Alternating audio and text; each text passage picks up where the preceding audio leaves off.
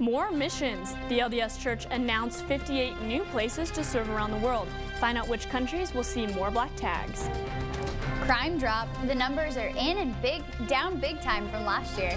See what police are doing to keep criminals at bay.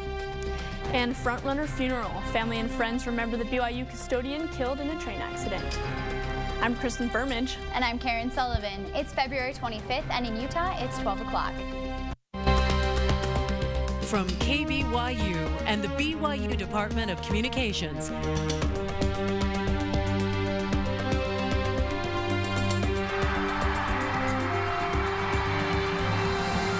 This is the award-winning 11 News at noon. An increase in missionary applications has allowed the Church of Jesus Christ of Latter-day Saints to open up 58 new missions this July. 11 News reporter Allie Monson talked with students who are getting really excited about this news, right? How are they responding? Yeah, so many people are so excited about this big news. Right here at BYU, a lot of students are getting ready to serve missions. So they were excited to hear that there are a lot of new places that they could be going. You never know where it's going to be, but finding out where you're called to serve is a big moment for most soon-to-be missionaries. Now, young men and women preparing for missions have more than 400 possibilities of where they could go. I actually first saw it on Facebook, so I just kind of clicked on it, and as I was reading through all the missions, it just kind of hit me like, wow, these are places I could be going now. The LDS Church published this list of countries getting new missions. It shows Ghana, Ukraine, Japan, Australia, and many others.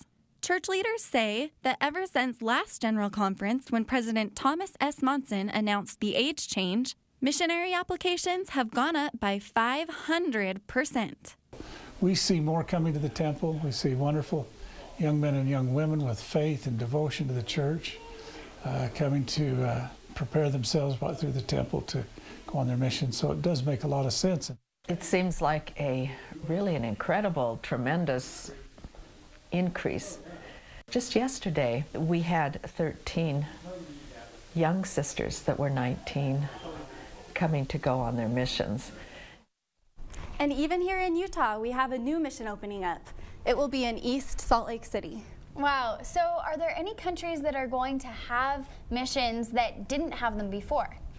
No, all the new missions are in countries where missionary work is already being done, but within those countries, there's a lot of expansion and growth and lots of changes happening. Okay, thanks, Allie. Things don't look good for Utah if Democrats and Republicans can't agree on the nation's budget by Friday. A state-by-state report says that the impending sequester will remove 15,000 civilian defense jobs in Utah. Schools will lose $12 million, and there will be nearly $100 million less in federal funding.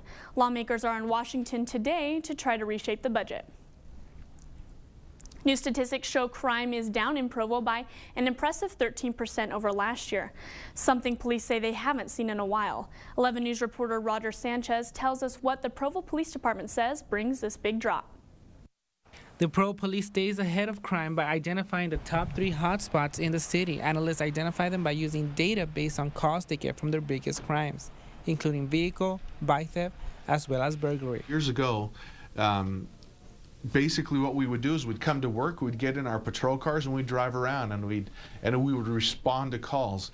Done are the days that we do policing that way. Now it's all data driven. Police volunteers help by responding to traffic accidents or assisting stranded people on the road.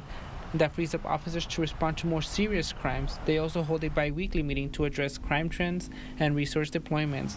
They say it lets them address emerging trends or problems before they become serious. 13%, that's huge. If you look at 13%, you're actually talking about, in Provo, about 450 crimes that did not occur in Provo in the last year. Those in attendance at these meetings are the Provo and BYU police, FBI, and other agencies working together to solve these crimes. How thinking outside the box with communication and accountability within the Provo Police Department has been the driving force to this 13% drop. The police department says focusing on what matters to the community is what has made this drop a big accomplishment. In Provo, Roger Sanchez, 11 News. In the last month alone, there has only been 29 vehicle burglary thefts as compared to 39 from last year. This weekend's snowstorm was a huge headache for travelers and the Highway Patrol. Saturday's big storm caused more than 130 accidents along the Wasatch Front.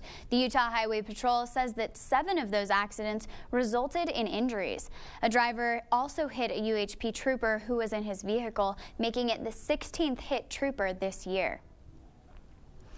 A smoky cabin forced a plane to return to Salt Lake International Airport immediately after leaving the Delta Airlines plane took off after de-icing on Saturday. But smoke quickly filled the cabin, setting off smoke detectors. A witness says people complained about headaches and respiratory problems. Delta brought a new plane and gave passengers a $25 meal voucher. Well, I hope the food made them feel a little better. When 11 News at Noon returns, through the roof, see how one Texas family had an unexpected visitor drop in. And Piano Man, a pilot went above and beyond the call of duty to entertain his fellow snowed-in passengers. Stay with us.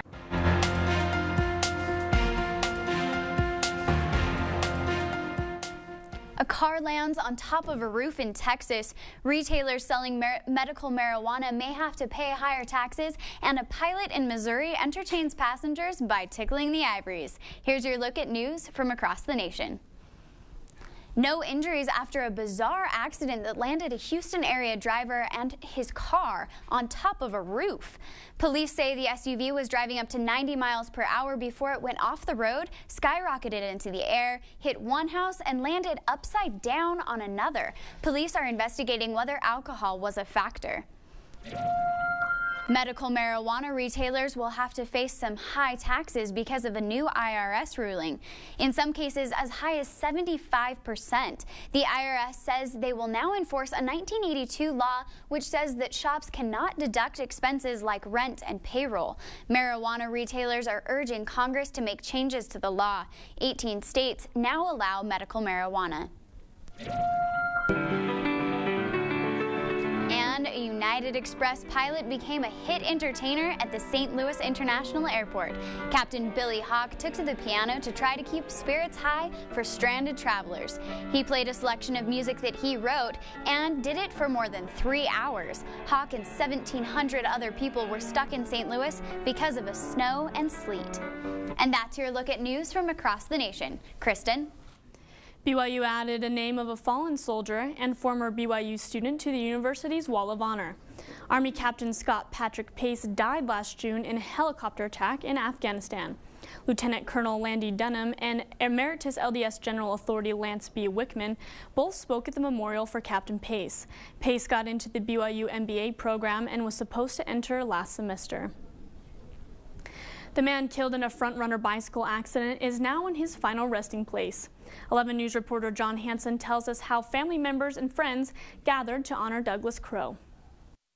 Vietnam veteran, father, grandfather, and husband. All names describing a man whose impact touched everyone that knew him. Wherever he went, he always took good care of the things that he did and was responsible for. Family members and friends crowded in hallways to say goodbye to BYU employee and bike enthusiast Douglas Crow on Thursday. Many still in shock because of how quick Crow left their lives. It's still kind of a hazy cloud. I don't think it's set in. It doesn't seem real yet. Crow's life came to an unexpected and tragic end only a week earlier after an SUV hit him, knocking him on the tracks in front of a front-runner train.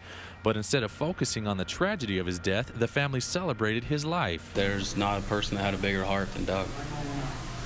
He would help anybody. He was always trying to help, always trying to fix things, always trying to help people do better and be better. With the passing of Doug, family members and friends are left only with the memories that they have of him, as well as the things which he left behind and loved to collect, such as this old medicine bottle that he dug up at a dump that used to be located up near Y Mountain. Crow's family spoke fondly of his many collections and how he lived up to his name as a Crow because of his ability to find beauty in everyone and everything he saw. But most prevalent of all were their expressions of love for him. I sure do love him, and I'm going to miss him. In Provo, John Hansen, 11 News. To honor Doug Crow, the bicycling community will be participating in a ride of silence tonight at 6:30 that will go from downtown Provo to BYU and back to the Ghost Bike located at the railroad crossing where Crow died.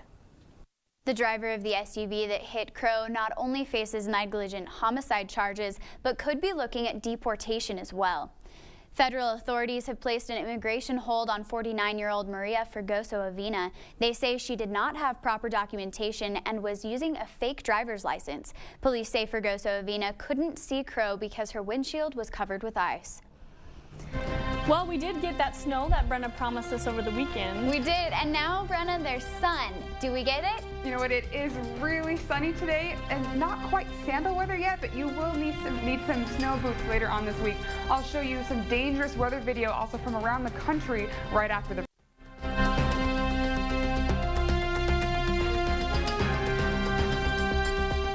Hey, it was a sunny but frosty morning this morning. It's the kind of day where it's really cold in the shade but pretty nice in the sun. We're seeing some cold temperatures but clear skies if you're looking at the Mazer building on Provo campus.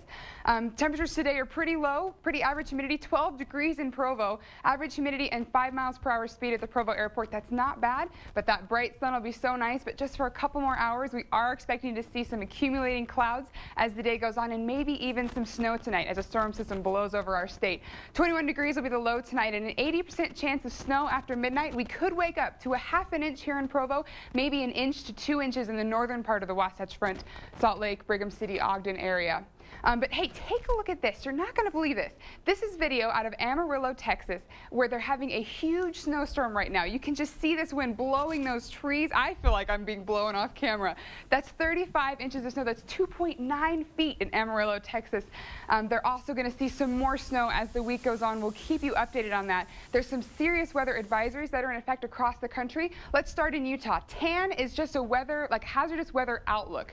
So this whole area is just going to see maybe some snow, some sleet, some dangerous driving conditions, so be aware of that. But take a look at the central part of the United States. This is all blizzard and winter weather all the way up into the Great Lakes region. That's the Texas, Oklahoma, Kansas snowstorm that's seeing feet of snow and several more inches and another foot coming in the next couple of weeks. Down here in the bottom of Texas, that's where they're having some dry weather, believe it or not, and they're having a serious fire hazard area down there, so that's where the fire hazard is. And believe it or not, on this side down here, we're seeing flood warnings. All of this green are flood warnings and flash flood watches in the southern United States. So it's a crazy week right now in the country, but we'll tell you where it's all coming from. Utah is just seeing this little storm cell move over us. That's where we're going to see some snow tonight. But in the central United States, that's where all this weather's going to come. They're going to see another foot as it moves on through Texas, Oklahoma, and 6 to 9 inches up in the Great Lakes region and into the Ohio Valley. This again is where all that rain is coming from. So it is going to be a big week, so we'll keep you updated with video and weather alerts for parts of the country as well as for Utah. But back to Utah. Southern Utah is seeing some beautiful sunshine. I'm blinded. 56 degrees today, 35 is the low. They'll continue with that trend for the rest of the week and just a little bit breezy for the first part of the week, but they'll cool down and keep it nice and calm and sunny for the rest of the week. Northern Utah, today's the day we'll see that snow tonight. I put clouds on northern Utah just because we might not see some of that snow. Just a lot of clouds, maybe some snow tomorrow morning, but the rest of the week should be pretty dry precipitation-wise. And because of the snow that might happen tonight and that happened all last week, we are seeing some gorgeous air quality and clear conditions throughout the week. And so we should see some nice weather, some clean air, and not a lot of precipitation in Utah. Well, I'm glad to be here instead of a little further east. Dangerous, very dangerous. Thank you.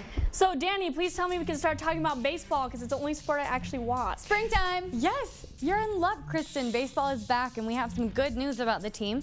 Next on sports, senior send-off. Fans at the Marriott Center said goodbye to some legendary Lady Ballers. Find out if the Cougs went out on a high note against Gonzaga. And Stanford Smackdown. 2 volleyball heavyweights threw down in Provo this weekend. See if the Cougs finally chop down the Cardinal. Sports is next. Stay tuned.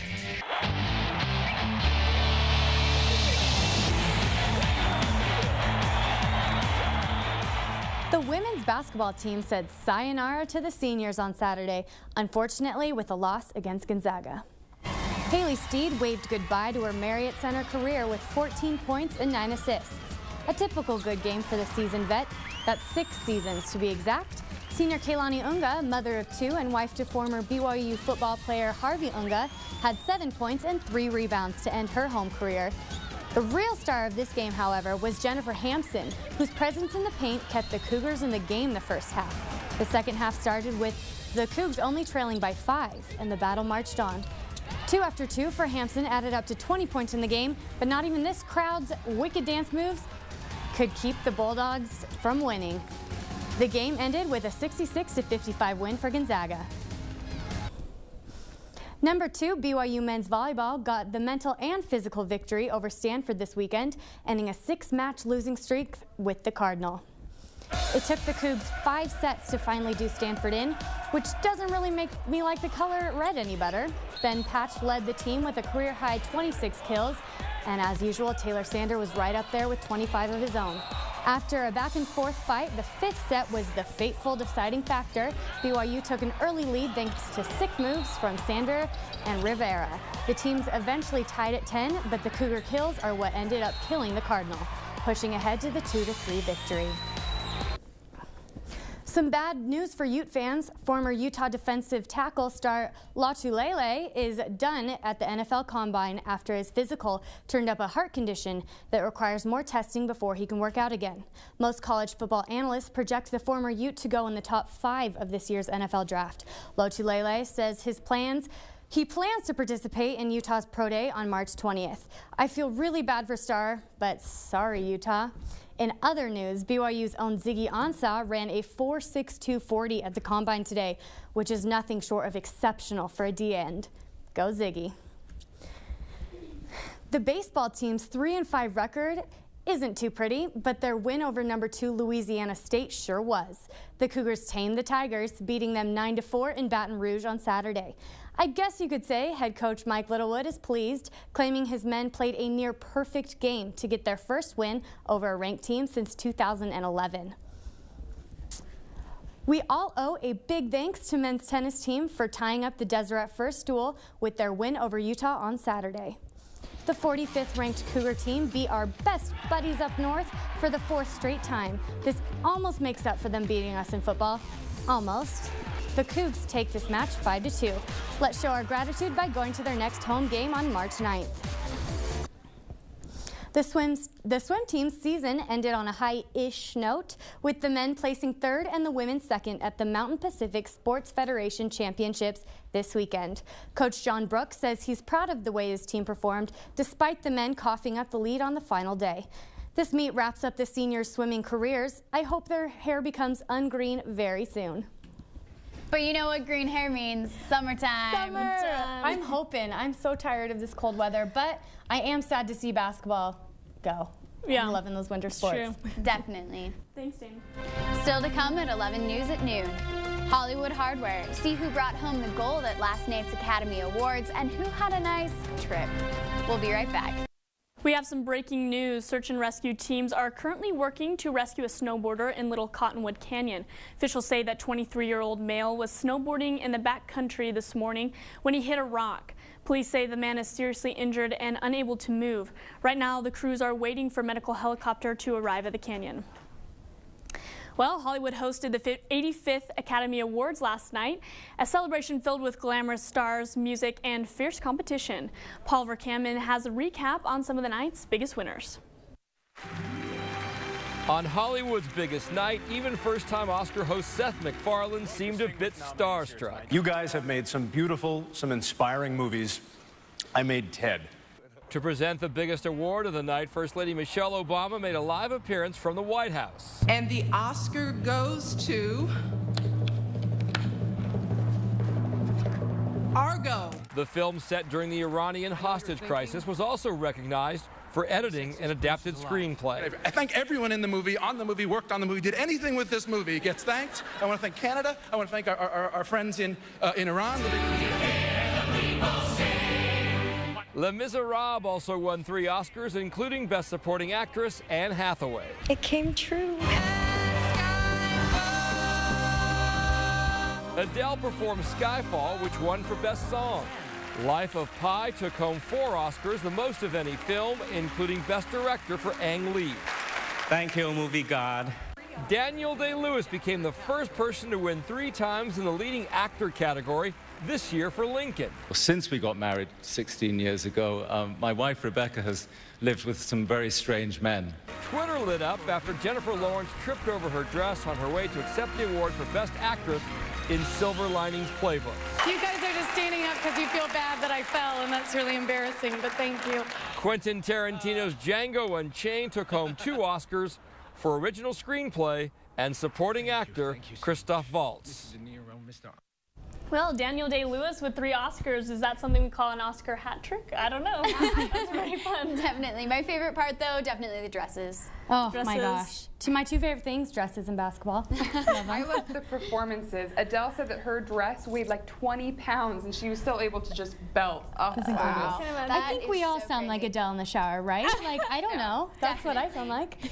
That's 11 News at noon for Monday, February 25th. You can join us anytime on our website, 11news.byu.edu. Thanks for watching. Have a great afternoon.